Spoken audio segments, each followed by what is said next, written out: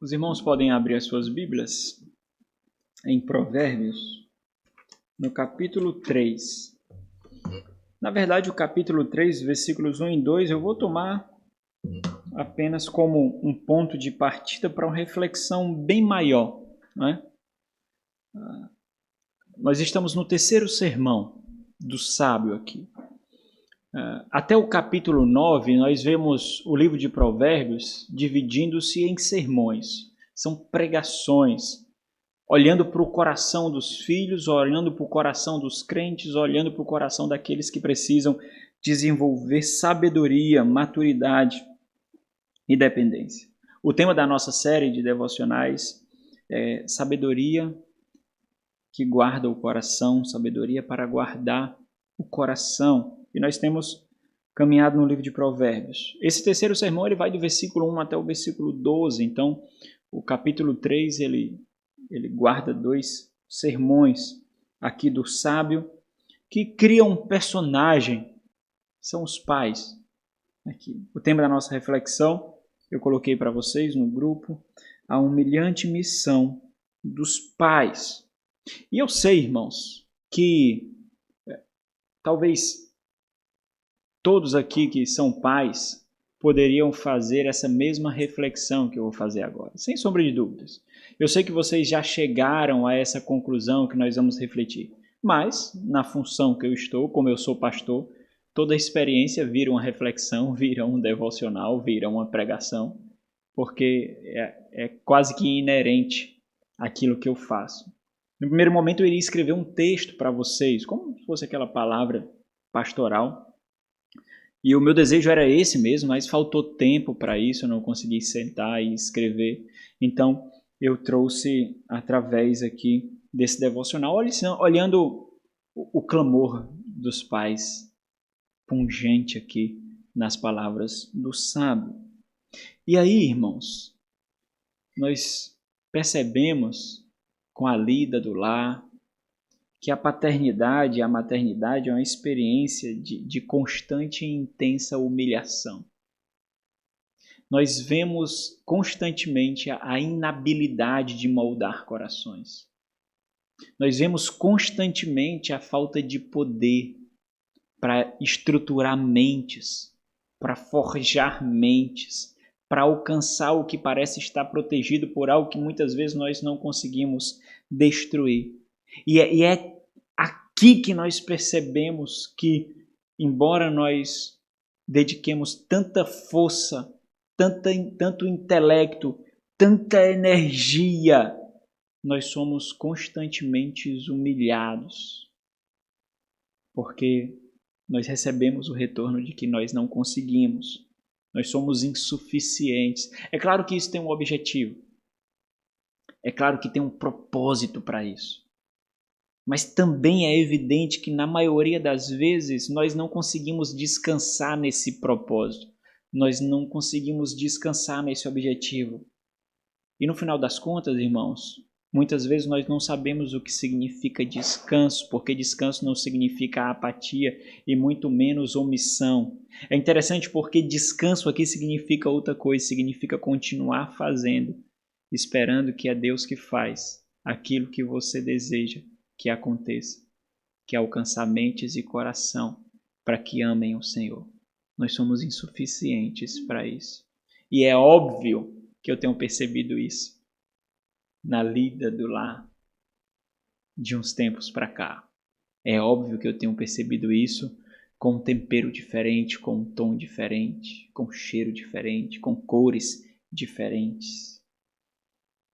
É claro que eu tenho observado isso na lida, no dia a dia, no verter de lágrimas, de joelhos dobrados, de clamores levantados ao alto. E é interessante porque o que fica muito característico para nós quando nós lemos o livro de Provérbios é perceber esse mesmo clamor, esse mesmo apelo do sábio, aqui na figura dos pais. E é um clamor intenso, é um clamor apaixonado, com que ele começa o versículo 1 aí do capítulo 3, quando ele diz: filho meu. Nós encontramos pelo menos 23 vezes espalhados espalhado pelo Salmo, pelo livro de Provérbios, esse clamor: filho meu, filho meu, filho meu ouve, filho meu escuta, filho meu atenta, filho meu observa intensamente. Em outras línguas que nós vemos as traduções desse texto, nós encontramos a intensidade sendo colocada na configuração das palavras dos pais aqui. A ideia é de um grito apaixonado, de um clamor apaixonado para que o filho escute. E aí nós vemos inúmeros meios utilizados pelo sábio, que se torna muito mais experiencial, porque não é um sábio que fala sentado em uma cátedra numa sala enfeitada. Na verdade, são pais que falam ao observarem os filhos dando passos errados, seguindo caminhos tortuosos e caminhando para a morte. Essa mesma ilustração nós aplicamos na vida pastoral, na vida ministerial, na vida da igreja. É a lida de cuidar do rebanho. É a lida de ensinar aquele que não enxerga. É a lida de observar as decisões erradas daqueles que estão colhendo em terrenos perigosos e nós tentamos mostrar os caminhos. Não faz isso, não observa dessa forma, não entende dessa maneira. Olha aqui, enxerga. Esse é o caminho. E é interessante quando ele diz: filho meu, não te esqueças dos meus ensinos, e o teu coração guarde os meus mandamentos, porque eles aumentarão os teus dias e te acrescentarão anos de vida e paz. E nessas poucas palavras, nessas simples palavras, nós vemos o que o pai aqui entende que está em jogo ao olhar para o filho. Ele entende que estultícia significa morte, ele entende que esquecimento significa morte, ele entende que cegueira significa morte, ele entende que insensibilidade significa morte, ele entende. E isso tudo nós encontramos naqueles que caminham em estradas de imaturidade, de falta de sabedoria. E isso também nós enxergamos no discipulado, no pastoreio, na lida um com o outro, onde nós tentamos mostrar o caminho, onde nós percebemos que, apesar dos anos, os anos se passarem, nós não vemos estruturas de maturidade, seriedade, de edificação sendo erigida também naquele irmão, naquela irmã. Mas isso é pungente, é mais característico. É ainda mais intenso. E talvez, por causa especialmente disso, o sábio escolheu utilizar-se dessa figura de pais orientando os filhos. Porque é isso que acontece, os pais falam e os filhos não ouvem. Os pais instruem e os filhos não aprendem. Os pais abrem os olhos e os filhos simplesmente, obstinadamente, escolhem não enxergar. Está lá. Para a gente parece evidente, para a gente parece óbvio. Nós trilhamos um caminho que eles não trilharam ainda, nós tivemos experiências que eles não tiveram ainda, nós sofremos dores e danos que eles não sofreram ainda, por isso não aprenderam e não aprendem por seus erros por causa da sua falta de estrutura de discernimento. E simplesmente, apesar de parecer tão óbvio para nós, simplesmente para eles parecem algo comum, sem maiores consequências, sem maiores danos. E é interessante porque os pais aqui, através das palavras do sábio, e usa inúmeros recursos para tornar quase que cercando o jovem, cercando o imaturo, cercando aquele que não é sábio, cercando os filhos com todos os recursos para que ele perceba que não tem saída, ele tem que ouvir. Caso contrário, ele morrerá. E ele coloca como se fosse barreiras, né? Ele usa conselhos, advertências, ilustrações, ele usa previsões, o que vai acontecer se você fizer isso, quais são as consequências caso você tome essa decisão. Ele usa demonstrações de consequências, ele usa exemplos, ele usa possibilidades, como que colocando barreiras aqui ao redor do seu filho para que ele perceba que os seus pais querem para ele vida, sabedoria, maturidade, desenvolvimento, piedade. Mas como qualquer inconsequente, os filhos fazem o completo oposto.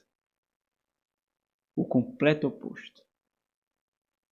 A estutícia, a imaturidade, a falta de sabedoria faz com que eles se sintam, às vezes mesmo sem saber de todos esses raciocínios que eu faço agora, senhores da sua vida, senhores do saber. Eles não prestam atenção nas palavras apaixonadas, encharcadas de vida e de temor dos pais.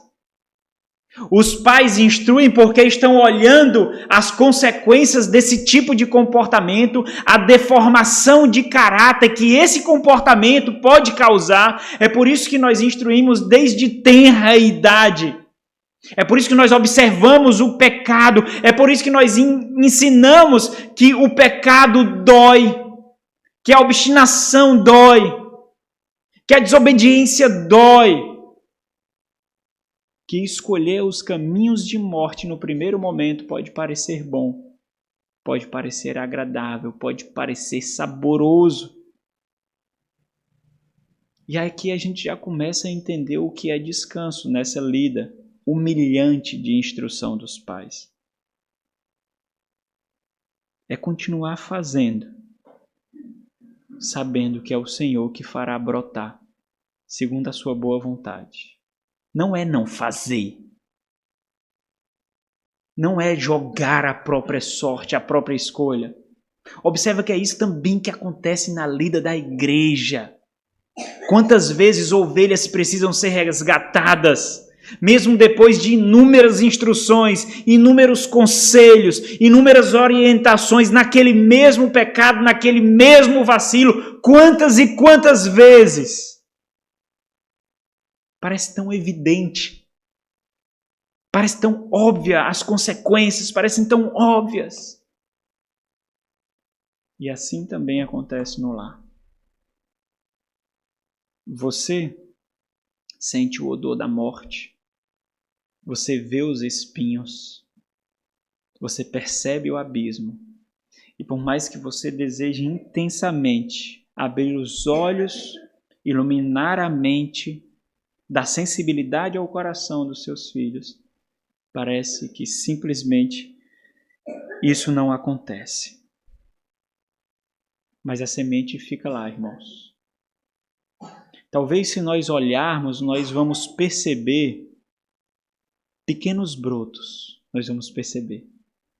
Talvez se nós formos menos criteriosos ou não tão criteriosos, talvez se nós não formos tão exigentes, ilusoriamente, nós consigamos celebrar os pequenos brotos, as pequenas germinações, os pequenos frutos. E aí nós percebemos, olha, está forjando.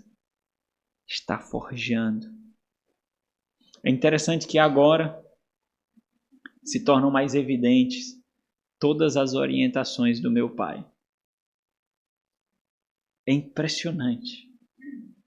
Eu trago à mente constantemente todas as palavras de advertência dos meus pais. Do meu pai. Eu fui mais criado pelo pai do que pela mãe, por causa da separação. E se tornam mais evidentes as palavras. E o que fica mais impressionante para mim, e talvez esse é um dos consolos que experiencialmente eu tenho, é de que o Senhor faz com que essas palavras de advertências fiquem cravadas na parede do coração, porque eu lembro, eles também lembrarão. E cabe ao Senhor, na sua santa e boa providência, segundo os seus maravilhosos decretos. E por isso nosso devocional ele casa muito bem com a nossa aula. a fazer forjar, fazer brotar no devido tempo. Por que eu lembro? Porque as palavras foram fincadas lá na parede do meu coração. Naquele momento eu não ouvi, naquele momento as palavras pareciam não ter a vida que elas realmente tinham. Naquele tempo eu não percebi o peso daquelas palavras, mas haverá um dia, assim como aconteceu comigo e sem sombra de dúvidas aconteceu também com todos vocês, que um dia eles perceberão o peso, o tom e o cheiro de vida daquelas palavras.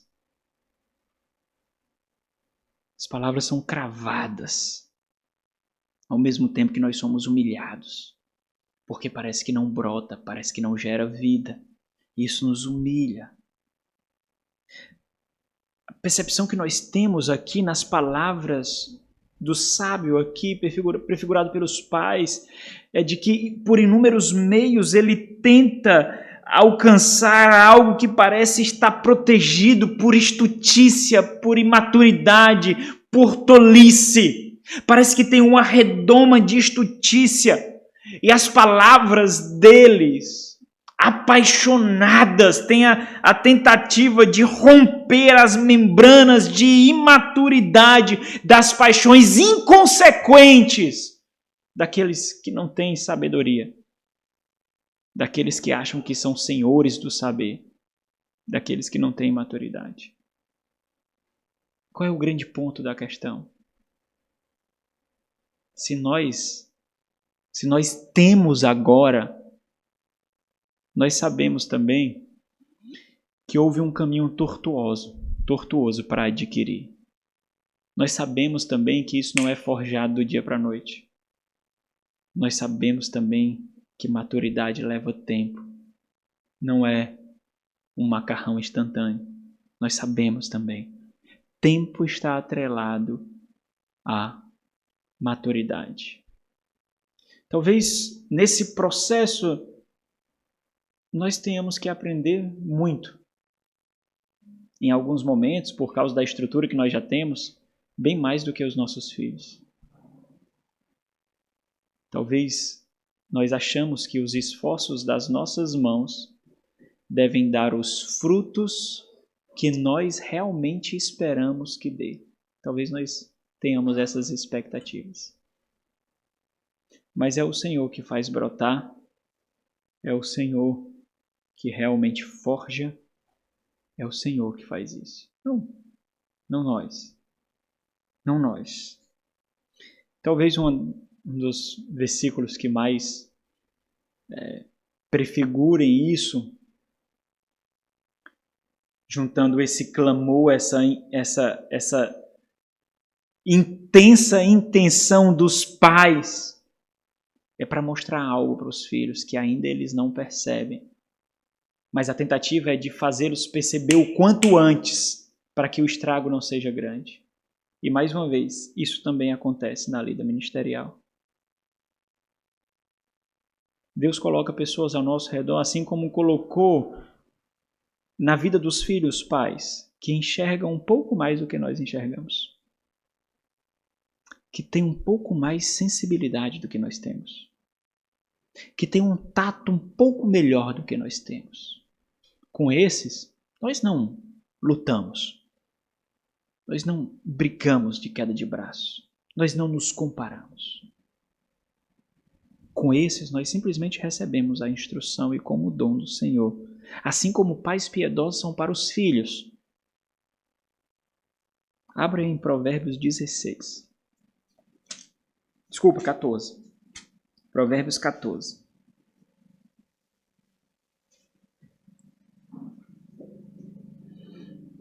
Versículo 12. Diz assim o sábio: há caminho que ao homem parece direito, mas ao cabo, final das contas, dá em caminho de morte. É isso, irmãos, que nós queremos ensinar aos filhos, não é? É isso que na lida ministerial nós queremos ensinar ao rebanho. Olha, presta atenção. É por isso que a paternidade, a maternidade, a relação de filhos para com os pais exige confiança. Porque ele não vê, ele não sente, ele ainda não experimentou. Mas ele deve confiar que naquelas palavras há segurança. Naquela mão segurada a sua, há segurança. E aí as palavras serão ouvidas com maior vigor e vitalidade. Olha, meu filho, presta atenção. Você não entende. Ó, minha filha, você não entende. Mas essa escolha parece boa para você, não parece? Parece agradar o seu coração, não parece? Parece fazê-lo feliz, não parece? Parece. Mas isso vai dar em morte. Essa é a propaganda do inferno. Esse é o marketing de Satanás. Essa é a publicidade do demônio. Mas um dia, quando a sua vida estiver completamente ruída, dilacerada, quebrada, quando você estiver em frangalhos, em pedaços, então, como um golpe de dor final, porque não há mais retorno, você vai perceber que escolheu o caminho de morte.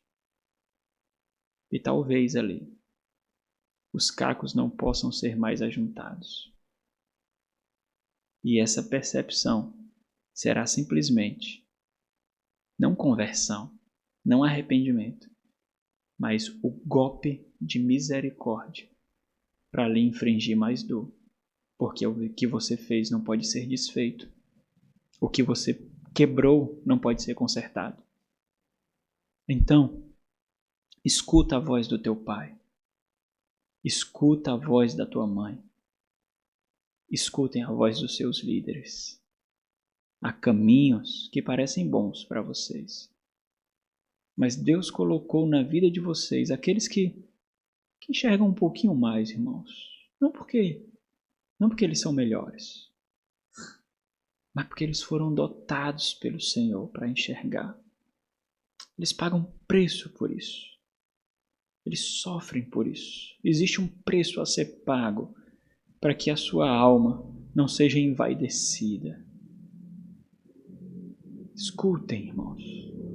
Escutem, filhos dos seus pais.